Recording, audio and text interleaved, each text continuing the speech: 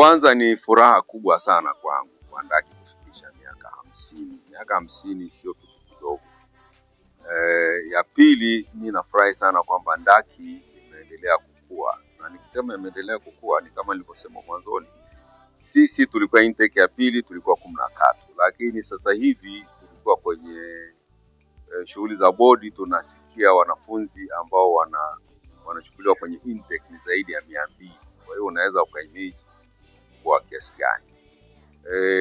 Kitu cha pili ni kwamba tulipoanza sisi ilikuwa ni Bachelor of Veterinary Science, ilikuwa ni degree moja tu, lakini sasa hivi kuna degree zaidi ya 3 hapa, unaona.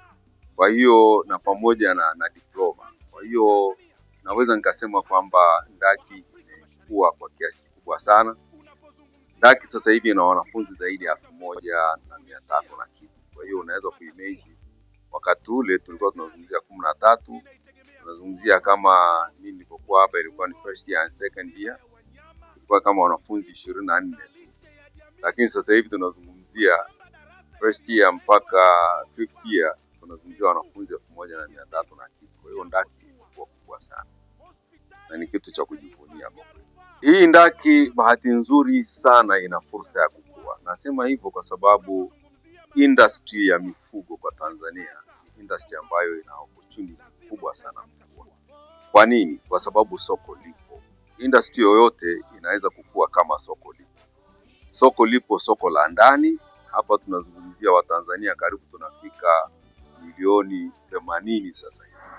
Ile census iliyopita tulikuwa 60, lakini ninachotaka kuambia sasa hivi tangu tumemaliza census ni miaka 4, tutakuwa kwenye karibu milioni 80 sasa hivi. Lakini tunazungumzia Afrika Mashariki na tunazungumzia SADC. Tanzania ndio nchi pekee ambayo iko Afrika Mashariki na iko SADC. Kwa hiyo tunaweza tukachukua ile population yote ya East Africa Community pamoja na SADC kama soko letu.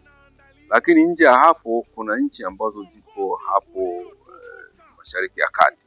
Tunazungumza hapo Uarabuni, tunazungumzia Saudi Arabia na hizo nchi nyingine.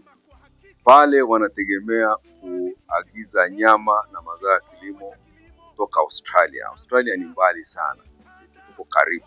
Kwa hiyo tukizalisha tuna soko kubwa sana. Kwa hiyo nina matumaini makubwa sana kwamba hii ndaki ya mifugo ina opportunity ya kukua kwa upesi sana. Iliyopo tu ni sisi kuangalia ile fursa tunaidaka namna gani. Kwa hiyo ni muhimu sana serikali pamoja na sekta binafsi kushirikiane kusudi hizo fursa tuweze kuzikamata na kuweza kuzitumia kwa ajili ya maendeleo ya nchi.